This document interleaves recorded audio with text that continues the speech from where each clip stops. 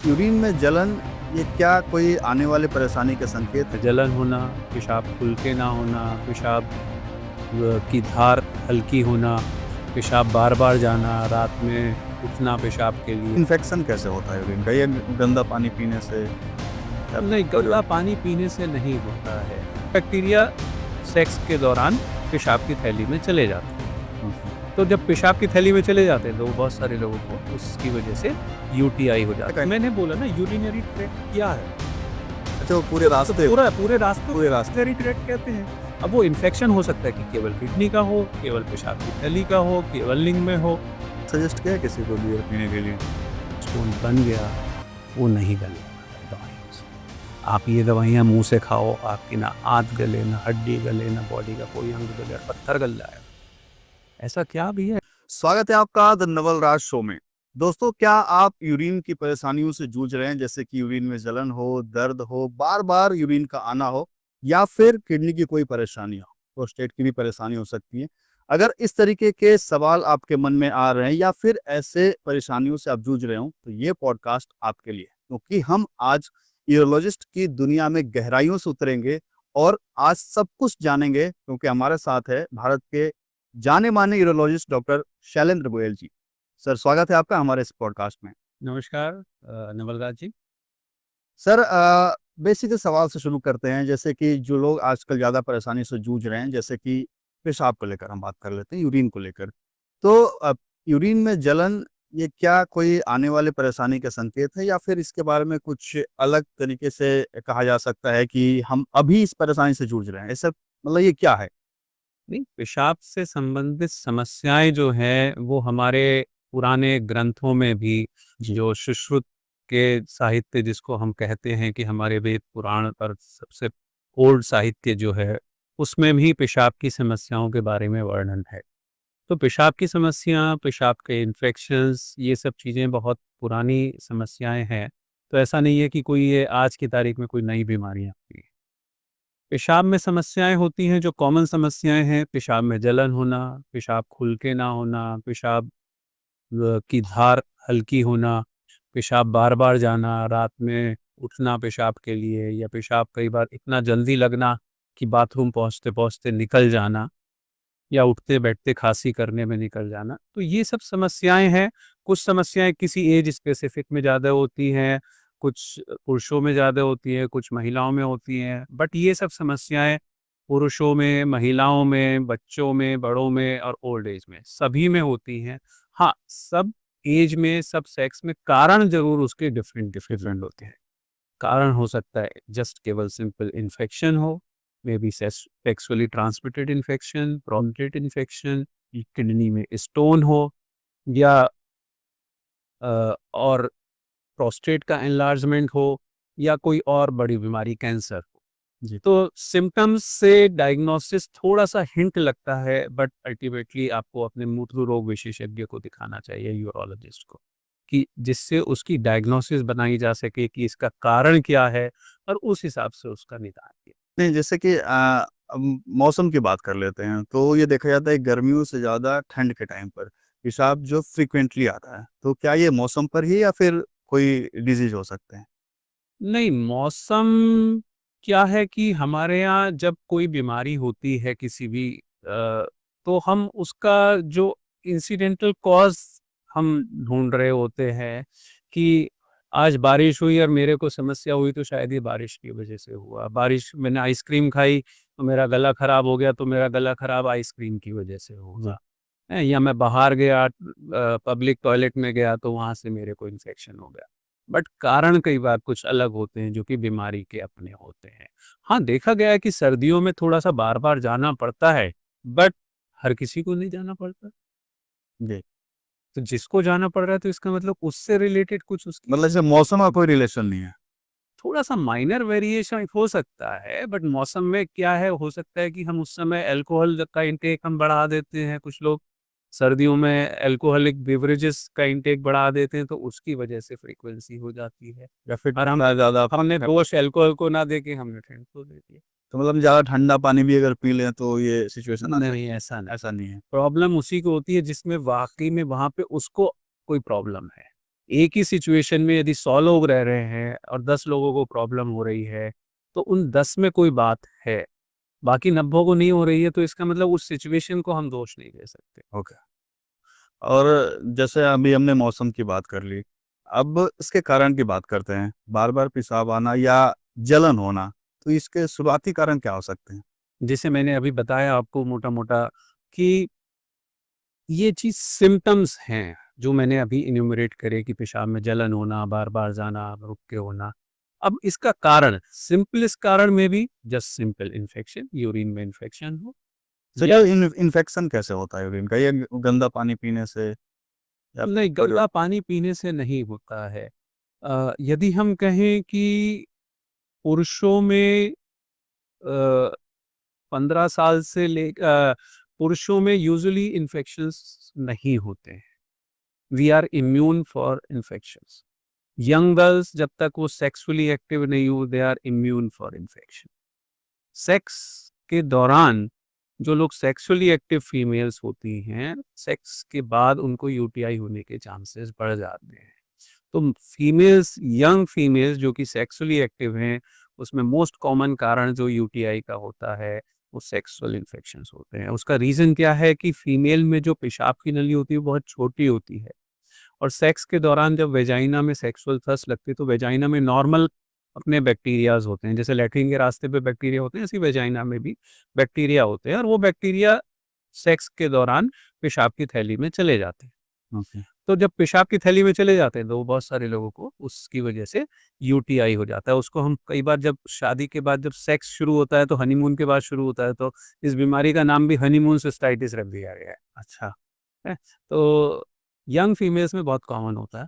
बाकी लोगों में यदि इन्फेक्शन हो रहा है, अगर मेल की बात करें, मतलब यदि मैं यंग सेक्सुअली एक्टिव फीमेल्स को मैं छोड़ दूँ, तो उसके अलावा बच्चों में, यंग मतलब फीमेल किड्स में शो में या ओल्ड एज में यदि यूटीआई हो रहा है तो उसका कोई ना कोई कारण है। जैसे हमने ओल्डेस्ट मेल फीमेल दोनों? मेल फीमेल, जैसे अभी हमने विंटर को रिस्पॉन्सिबल मान लिया। हाँ। अभी मैं यहाँ कह रहा हूँ कि यूटीआई यदि हो रहा है हुँ। तो उसका कोई ना कोई रीजन। सपोजिटली जैसे हम क्या कहते हैं कि somebody is asking for help, कोई चिल्ला रहा है कि हेल्प करो, हेल्प करो, हेल्प करो, और उसका सॉल्यूशन क्या है, हम उसका मुंह बंद कर देते हैं। But that is not a solution. मुंह बंद करने से तो उसकी आवाज बंद हो गई ना, हेल्प की आवाज बंद हो गई। तो सिमिलरली सिम्टम्स है, यूटीआई है, यूरिन इन्फेक्शन, हमने एंटीबायोटिक दे दिया, तो वो तो सिंपल एक सिम्प्टोमेटिक ट्रीटमेंट हो गया। तो मतलब अगर उसका कोई ना कोई कारण है। ओके, जब तक हम कारण का निदान नहीं करेंगे तब तक वो परमानेंट ठीक नहीं होगा। तो जो आप एंटीबायोटिक की बात कर रहे हैं, ये टेम्परेरी टाइम तक? Antiseptic is a temporary treatment. कहीं पे कूड़ा पड़ा हुआ है, उसमें से बदबू आ रही है, आपने उस पे सेंट डाल दिया तो आपको खुशबू आने लगी। बट सॉल्यूशन इसकी कूड़े की सफाई होनी चाहिए, सेंट सॉल्यूशन नहीं है ना।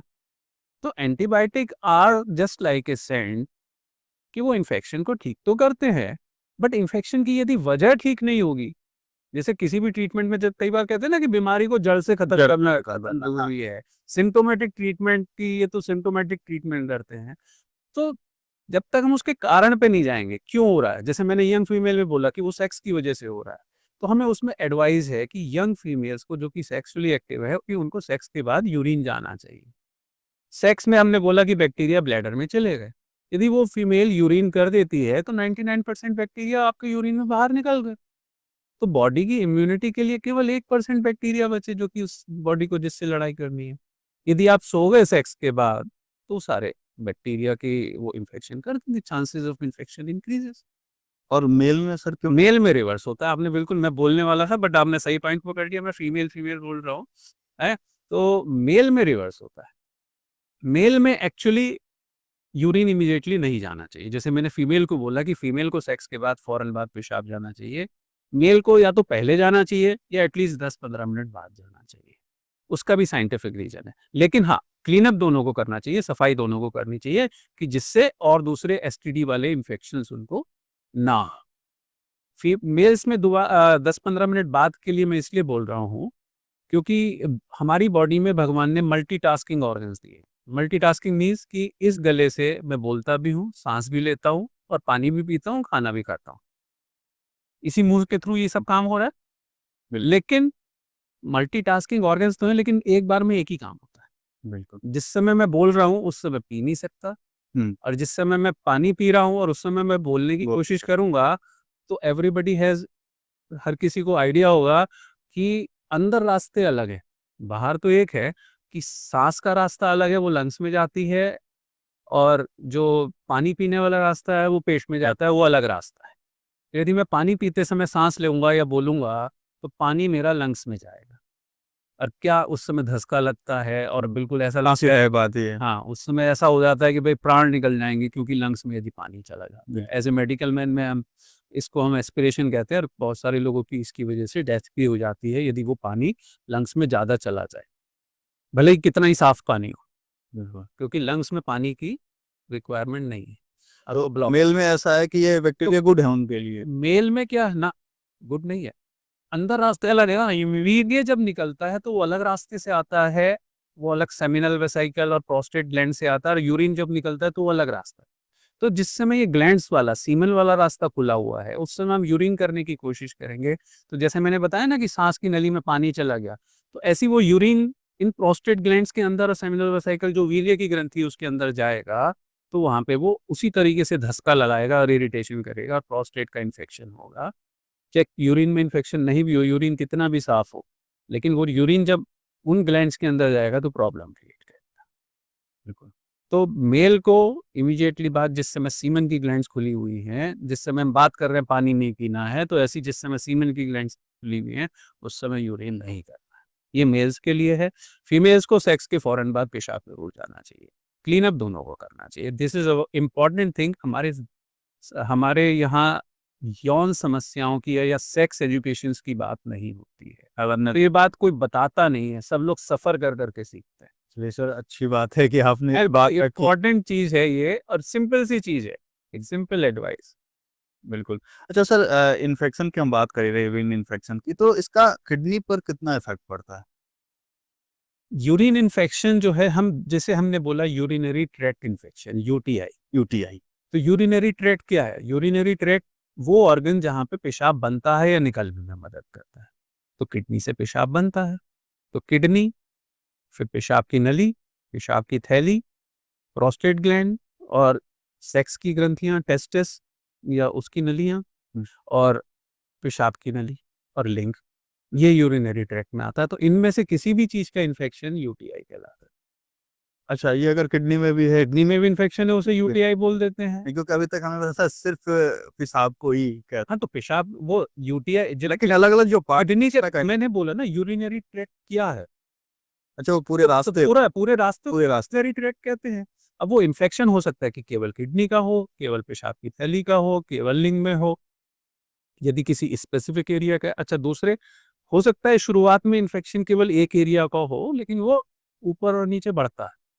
यदि आपका पेशाब की थैली का इन्फेक्शन है, आप उसको ट्रीट नहीं करोगे, तो धीरे-धीरे किडनी भी इन्वॉल्व होंगी। ठीक है सर, अब जैसे इन्फेक्शन है किसी को, हमने तो रीज़न की बात कर ली। अगर किसी को इन्फेक्शन है तो पहले सिम्पटम्स कैसे नज़र आएँगे? कि मतलब अगले सिम्पटम्स ही हैं कि शाम में जलन जलन हो, पेशाब बार-बार दर्द होना, किडनी के पास दर्द होना, पीला पेशाब हो, पीला पेशाब होना, तो ये सब सिम्पटम्स हैं। अब सिम्पटम्स। अब अब उन सिम्पटम्स का कारण ढूँढा जाता है कि कारण क्या है? अब जैसे मैंने बोला, यंग फीमेल्स में तो ये मोस्ट कॉमन सेक्स इन्फेक्शन का होता है, बट यंग फीमेल्स जो कि सेक्सुअली एक्टिव है, उसके अलावा यदि किसी को इन्फेक्शन हो रहा है, तो 100% उसका भी कोई ना कोई कारण। कारण में भी एज़ सिंपल एज़ कि सेक्सुअल इन्फेक्शन, कारण में भी कि पेशाब की नली में कहीं रुकावट है, या कोई पथरी की बीमारी है, या ब्लड में कोई इन्फेक्शन हो गया। कई बार टाइफाइड वगैरह में भी किडनी इन्फेक्ट हो जाती है, या और कैंसर है, प्रोस्टेट बढ़े हुए हैं, तो कोई ना कोई कारण है। तो वो काम डॉक्टर का है, यूरोलॉजिस्ट का, मूत्ररोग विशेषज्ञ का, कि पेशेंट के सिम्पटम्स से और उसके टेस्ट करा के ये ढूँढा जाए कि उसका कारण क्या है, और अल्टीमेटली कारण का निदान किया जाए। सिम्प्टोमेटिक ट्रीटमेंट एंटीबायोटिक तो बनेगा ही बनेगा, मतलब वो जड़ से जाने के लिए वो। ठीक है। सर, अभी यूरिन की बात करें, हमने पूरे ट्रैक को समझ लिया। अब अगर हम सिर्फ़ किडनी की बात करते हैं, उसके बाद फिर प्रोस्टेट पर भी आएँगे। तो किडनी में स्टोन की जो ज़्यादा समस्या आजकल लोगों में देखी जा रही है, सर इसका रीज़न क्या है स्टोन बनने का? देखिए किडनी में जो स्टोन बनने का रीजन है, फिर उसमें सोसाइटी में आ जाते हैं कि ये खाने से हो गया, वो खाने से हो गया, और इस चक्कर में वो सब डाइटरी एडवाइजेस यदि मैं डॉक्टर की छोड़ दूं, ऐसे यूरोलॉजिस्ट में छोड़ दूं, तो जो समाज में जो रहता है वो कहते हैं कि हरी सब्जी बंद कर दो, मीट बंद कर दो, पनीर बंद कर दो, मिल्क प्रोडक्ट बंद कर दो, क्योंकि उसमें कैल्शियम होता है, पनीरों में और दूसरी चीज़ है, हरी पत्ती में ऑक्सलेट्स होता है। तो आपने वेजिटेबल्स बंद कर दिए, दाल बंद कर दिए, नॉन वेज बंद कर दिया, मिल्क बंद कर दिया, भैया खाओगे खाओगे प्रोटीन कार्ब सब बंद कर दिए। फिर टमाटर बंद कर दिए, भिंडी बंद कर दी, भाई खाओगे क्या? अच्छा, दूसरे घर में हस्बैंड वाइफ बच्चे, बीमार एक पड़ता है, एक को स्टोन बनता है, बाकी तीन बीमार नहीं पड़ रहे, खाना तो चारों एक ही खा रहे हैं। हम्म हम्म तो यदि खाने से प्रॉब्लम हुई तो चारों बीमार पड़ने चाहिए, बिल्कुल। चारों को स्टोन्स बनना चाहिए, बंद किसी एक को ही रहा है। बन एक को रहा है, तो इसका मतलब बीमारी उसके अंदर है। जैसे मैंने शुरू में बताया, जैसे आपने विंटर्स की बात करी है कि 100 में से 10 लोगों को प्रॉब्लम हो रही है, 100 90 को नहीं हो रही, तो इसका मतलब प्रॉब्लम कुछ और है। एक होता है जस्ट कोरिलेशन कि मैंने जैसे बारिश, इंडिया में ऐसा है ना कि जो आसपास लोग होते हैं पहले वो डॉक्टर पहले बनते हैं, पहले वो, हाँ तो, पहले वो बताते हैं। हाँ तो एक्चुअली साइंस इज डिफरेंट। हाँ, है तो साइंटिफिक कोरिलेशन और एक just time related correlation are different. तो स्टोन बनने का जो रीजन है, जैसे मैं मुन्ना भाई वाली लैंग्वेज में बोल दूं कि कोई ना कोई किडनी में केमिकल लोचा है। केमिकल लोचे से मतलब कि किडनी का काम है बॉडी में जो एक्स्ट्रा सॉल्ट्स होते हैं उनको पानी में घोल के यूरिन में निकालना। यूरिन क्या है? बॉडी के एक्स्ट्रा सॉल्ट्स पानी में घुले हुए बाहर निकलते हैं, ओके। That is urine. जो घर में नॉर्मली कूड़ा उड़ा होता है झाड़ू में निकाल देते हैं, तो बॉडी का जो जो एक्स्ट्रा सॉल्ट, आपने कैल्शियम ज्यादा खाया, बॉडी ने जितनी जरूरत थी रख ली, एक्स्ट्रा बचा निकाल दो। खाना आपने खाया, उसमें पचा, जो अपच खाना बचा वो लेटरिन में निकल जाता है। हम्म तो कुछ चीजें लेटरिन में निकल जाती हैं, कुछ चीजें यूरिन में निकलती हैं। तो यूरिन में क्या है, बॉडी का जो एक्स्ट्रा सॉल्ट्स हैं जो जरूरत नहीं है वो निकलते हैं। अब किडनी में कोई ऐसी डिफेक्ट हो जाता है कि कुछ सॉल्ट्स वो ज्यादा निकालने लगती है, कैल्शियम ज्यादा निकालने लगती है, यूरिक एसिड ज्यादा निकालने लगती है। तो किडनी की सेल्स में, ट्यूब्यूल्स में, किडनी की नलियों में कुछ ऐसी बीमारी होती है कि वो सेलुलर लेवल पे कि ये चीज वो ज्यादा कर रही है। तो अब जब एक, जिसमें कहूँ कि एक चम्मच नमक एक गिलास पानी में आराम से घुल जाता है, यदि मैं 2 चम्मच नमक डालूं हम्म तो कुछ नीचे बचा रह जाएगा। हम्म तो वही है कि जब सॉल्ट्स एक्स्ट्रा हो जाते हैं तो वो जमने लगते हैं और वो पथरी बना देते हैं। तो किडनी की बीमारी है कि वो कुछ सॉल्ट्स एक्स्ट्रा निकाल रही है। या दूसरा एक रीजन होता है, मैं पानी को 1 चम्मच नमक मैंने एक गिलास पानी में घुला, अब मैंने पानी आधा कर दिया, आधे गिलास पानी में नहीं घुलेगा उतना अच्छे से।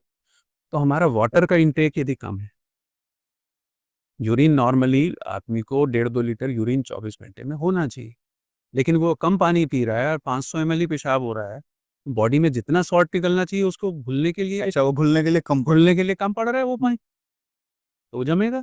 तो सर ये जो सॉल्ट की आप बात कर रहे हैं, ये जो हम खाते हैं ये वही सॉल्ट नहीं, या एक फिर मैंने सॉल्ट से मतलब नमक से नहीं है, सॉल्ट ऑल कैल्शियम भी, कैल्शियम है, कार्बोनेट है, ऑक्सलेट्स हैं, सिट्रेट्स हैं, इन और सबसे जो निकलता है? मतलब सब सब इनको हम केमिस्ट्री में यदि हम कहें तो लवण या इन सबको जो ऑल मिनरल्स मैं बोलूँ, तो ये सारे मिनरल्स जो भी हैं एक एक स्पेसिफाइड क्वांटिटी में, स्पेसिफाइड कंसंट्रेशन में निकलते हैं। Kidney is a very, body को भगवान ने जो बनाया बड़ा इंटेलिजेंट ऑर्गन्स बनाए हैं, तो वो सब चीज़ों की बड़ी स्पेसिफिसिटी है। लेकिन यदि वो एक लेवल तक वेरिएशन चलता है, बट एक एक्स्ट्रा लेवल पे वेरिएशन हो जाता है तो वो प्रॉब्लम करता है या उसमें बीमारी। तो एक रीजन कॉमन जो होता है, पानी कम पीना। कई बार कुछ लोग होते हैं समर्स में पसीना ज़्यादा आता है, फिजिकल एक्सरसाइज ज़्यादा करते हैं बट कम पानी पीते हैं, कुछ लोग वैसे ही कम पीते हैं। तो यदि पानी आप कम पीते हो तो वो जो सॉल्यूट्स निकलने हैं वो कंसंट्रेट होंगे, पथरी बनाने की टेंडेंसी। तो एक एडवाइस कि पानी का इंटेक 3 लीटर क्या। अब होता क्या है ना कि हमने सिंपल बोल दिया ज़्यादा पानी पीना चाहिए, तो हमारे पास कई बार ऐसे लोग आते हैं, सब पानी तो मैं 9-10 लीटर पीता हूँ। अच्छा, ज्यादा पानी पीना भी भैया ठीक नहीं? अरे आती आपकी किडनी काम कर रही है, आप ऑफिस में अच्छा काम कर रहे हो तो सारा काम आप ही, सारी फाइलें आप ही के ऊपर डाल दो, बाकी लोग खाली बैठे। क्योंकि बहुत सारे लोग ये बोलते हैं पानी खूब पियो, अब कितना तो पीना पता नहीं, बस खूब खूब दे रहे पियो का मतलब 10 लीटर पी लो, बेचारी किडनी काम कर रही है, लोग ओवर वर्क कर दो उसे, हैं फिर जो भी काम कर रहे हैं, तो फैटी हो जाएगा भाई उसका भी। मतलब 3 से 4 लीटर। 3 से 4 लीटर। पर्पज ये है कि नॉर्मल जो हमारे डेली मेटाबॉलिज्म का जो सॉल्ट्स होते हैं वो 2.5 2 लीटर यूरिन में निकल सकते हैं आराम से। तो 2 लीटर यूरिन के लिए हमें 3 लीटर पानी पीना चाहिए अनटिल अनलेस कि आपकी एक्सरसाइज और स्वेटिंग बहुत ज़्यादा है, गर्मी के मौसम में है। एक बंदा वो है जो दिन भर बाहर धूप में घूम रहा है और एक बंदा वो है जो एसी में बैठा हुआ है, तो दोनों की वाटर रिक्वायरमेंट डिफरेंट होगी। डिफरेंट होगी। यदि आपको पसीना ज़्यादा हो रहा है तो आप उसका एक लीवरेज ले सकते हैं, या बहुत आप जिम एक्सरसाइज भागा दौड़ी वर्कआउट आप ज़्यादा कर रहे हैं, या आप समर्स में रह रहे हैं जहाँ स्वेटिंग ज़्यादा हो रही है, या ड्राई एटमॉस्फेयर में रह रहे हैं, तो आप तो रिलेटिवली थोड़ा सा ज़्यादा ले सकते हैं, but 10 litre is not A answer. Normal तो 3 साढ़े 3 लीटर इनटेक होना चाहिए। अब 2 लीटर के आसपास आपका यूरिन का वॉल्यूम होना चाहिए। That is a proper water intake. अब वाटर को हम अल्कोहल, कोल्ड ड्रिंक, जूसेस इन सब में नहीं, तो these are avoidables. Alcohol and junk, these carbonated drinks are not healthy for kidneys. Next thing, diet में जैसे मैंने बताया कि किडनी स्टोन्स बनने का रीज़न कुछ ना कुछ किडनी में इनहेरिट रहता है। तो जिन लोगों को स्टोन्स बनते हैं, बार-बार बनते हैं, तो हम उनके कुछ टेस्ट कराते हैं यही देखने के लिए कि किडनी की ट्यूब्यूल्स में क्या है, कौन-सा साल्ट ज़्यादा निकल रहा है, क्या है, और अल्टीमेटली उस हिसाब से दवाइयाँ दी जाती हैं। हमारे पास आता है कि कई बार स्टोन से रिलेटेड होता है ना, कि उसको पथरी हुई थी हम्म। और उसने बियर पी और उसका पथरी नहीं हाँ सर, ये बहुत बड़ी बात है जो अभी है समाज हुई। में कि बियर पीने से बियर पी और बियर से पथरी निकल गई, या उनको बीमारी है तो उन्होंने होम्योपैथिक की दवा खाई, उससे पथरी निकल गई, या उन्होंने आयुर्वेदिक खाई, या कई बार वो घर में दादी जी का नुस्खा भी चल गया, घरेलू नुस्खा भी चल गया कि ये वाली दाल खाओ तो इससे भी कर जाती है। सर आपने कभी सजेस्ट किया है किसी को बियर पीने के लिए? मतलब एक मैं यहाँ पे बात करूंगा वही चीज में, नॉलेज इज द थिंग्स, कि कई बार हम बात करते हैं कि एलोपैथी में सिम्प्टोमेटिक इलाज होता है, आयुर्वेदिक जड़ से बीमारी खत्म करता है। हम्म। हम्म? आयुर्वेदिक। हाँ, ऐसा कहते हैं। हाँ। लेकिन बात यह है कि साइंस वही है, साइंस का इंटरप्रिटेशन लोग नहीं कर पाते सही से। साइंस गलत नहीं होती कहीं। तो आयुर्वेद में भी दवाइयाँ हैं, होम्योपैथिक में भी दवाइयाँ हैं। मैं बोलूँगा कि वो दवाइयाँ बोगस हैं, बेकार हैं, वो झूठी हैं, नहीं। हम्म। बस इंटरप्रिटेशन में डिफरेंस। ये जितनी भी दवाइयाँ हैं, वाक़ई में वो दवाइयाँ हैं जो बीमारी को जड़ से मीन्स कि ये किडनी की वो बीमारी जो मैं इतनी देर से समझा रहा हूँ कि किडनी के अंदर बीमारी है, कि कुछ सॉल्ट्स एक्स्ट्रा निकलते हैं, कुछ ट्यूब्यूल्स में खराबी है, तो ये उसको करेक्ट करती है। मीन्स कि आपको स्टोन बनने नहीं देंगे। लेकिन जो स्टोन बन गया, वो नहीं गलने वाला है दवाई से। आप ये दवाइयाँ मुँह से खाओ, आपकी ना आंत गले, ना हड्डी गले, ना बॉडी का कोई अंग गले, और पत्थर गल जाएगा। ऐसा क्या भैया, ऐसी दवाई दवाई। जो कि पत्थर को गला देगी, तो किसी stone proof, bullet proof jacket में आनी चाहिए ना। और मुँह में खाते ही पहले तो जीभ ही गल जाएगी। हाँ। हैं? ऐसे क्या टारगेटेड बम है कि बॉडी में कोई और चीज़ नहीं टूटी, उससे पत्थर टूट जाएगा। जो पथरी बन गई है, और हमारे सारे हॉस्पिटल, चाहे फोर्टिस हॉस्पिटल की हम बात करें या जितने बड़े हॉस्पिटल हैं, सब करोड़ों रुपए की मशीनें लेके बैठे हुए हैं। कोई लेजर मशीन, कोई लिथोट्रिप्सी मशीन, कोई ये मशीन, वो मशीन, जो कि पत्थर तोड़ती हैं, और हम कहते हैं ये होम्योपैथी की छोटी-छोटी गोलियों से टूट जाते हैं। इसलिए सर आज बहुत बड़ा मिथ जो है आपने क्लियर कर दिया। तो ये दवाइयाँ गलत नहीं है। हाँ। Science is not wrong, interpretation is wrong. ये जितनी भी दवाइयाँ हैं, जितने घरेलू नुस्खे हैं, या जितने घरेलू नुस्खे क्या हैं, वो कहीं ना कहीं वो साइंस है। वो उसको किताबों में नहीं लिखा गया है, वो पिताजी ने, दादी ने पढ़ा और उन्होंने पुराने टाइम से चला आ रहा है। ट्रांसफर, बट है कहीं ना कहीं वो किसी ना किसी टाइम पे वो साइंटिफिकली बैक है। तो ऐसा नहीं है कि घरेलू नुस्खे खराब, बट साइंस इज दिस कि ये जितनी भी दवाइयाँ हैं वो स्टोन बनने को रोकती है।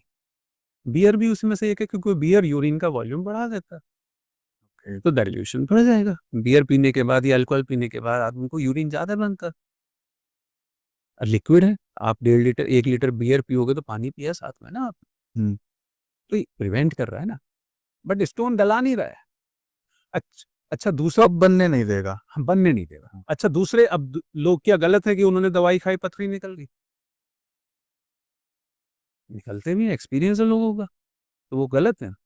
आप कह रहे हो ऐसा सच में सर, ऐसे पेशाब के रास्ते स्टोन निकल जाते हैं, छोटे स्टोन्स अपने आप निकलते हैं, बॉडी का प्रोटेक्टिव मैकेनिज्म है। अब कुत्ते बिल्लियों को चोट लगती है, वो कौन सा डॉक्टर के पास जाते हैं, सब फील करते हैं।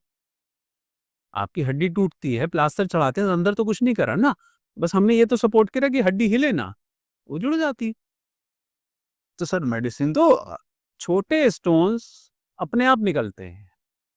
अब जब अपने आप निकल रहे हैं, अब आपने उस समय जो दवाई खाई या जो चीज करी, आपने उसको क्रेडिट दे दिया। जैसे आपने बोला विंटर की वजह से पेशाब ज्यादा आने लगा, तो ऐसी वही है कि छोटे स्टोन जब निकले और उसने जो दवाई खाई, उसने होम्योपैथी खाई तो उसको क्रेडिट दे दिया, उसने बियर पी तो उसने बियर को क्रेडिट दे दिया, जिसने झोला छाप डॉक्टर की दवाई खाई उसको क्रेडिट दे दिया। सर इसमें साइज भी होता है हाँ, कि स्टोन कितना साइज है, तो फिर यूजुअली हमारा जो यूरेटर है, जो पेशाब की नली है, उसका साइज 4-5 mm का होता है। तो यूजुअली 4-5 mm की पथरियां कॉमनली निकल जाती है। रेयर केस में किसी किसी की बड़ी पथरी भी निकल जाती है, बट रूटीनली 4-5 mm की पथरी जो है 90% केसेस में निकल जाती तो सर इसमें भी मेडिसिन दिया जाता है। है। मेडिसिन जो हम देते हैं वो सपोर्टिव मेडिसिन देते हैं, बैक पेन ना हो, वोमिटिंग ना हो, इन्फेक्शन ना हो, या थोड़ी बहुत मेडिसिन होती है कि जो कि पेशाब के रास्ते को रिलैक्स कर दे। जैसे मेरा ये हाथ है, अब मैंने उंगली को टाइट से पकड़ा हुआ है, नहीं खींच रही, थोड़ा सा लूज कर दिया, निकल गई। तो थोड़ा सा यूरेटर को रिलैक्स करने की दवाई दी जाती है कि जिससे यदि कोई मार्जिनल स्टोन है तो वो निकल जाए। बट अब किसी का 10 mm का स्टोन है, 20 mm का स्टोन है, लोग दवाई खाते रहते हैं कि निकल जाएगा। अरे भाई, इस दरवाजे से हाथी कहाँ निकल जाएगा, मर भी जाएगा तो भी सर आजकल प्रोस्टेट की समस्या बहुत ज्यादा सामने आ रही है सर, डिटेल में जानना चाहेंगे प्रोस्टेट क्या है सर। प्रोस्टेट एक ग्लैंड है जहाँ पे वीर्य बनता है। जो जैसे हम सेक्स करते हैं या मास्टरबेट करते हैं तो जो वीर्य निकल रहा है, तो वो कुछ पार्ट उसका टेस्टिस में बनता है, कुछ सेमिनल वेसिकल में बनता है, और कुछ पार्ट प्रोस्टेट ग्लैंड में बनता है।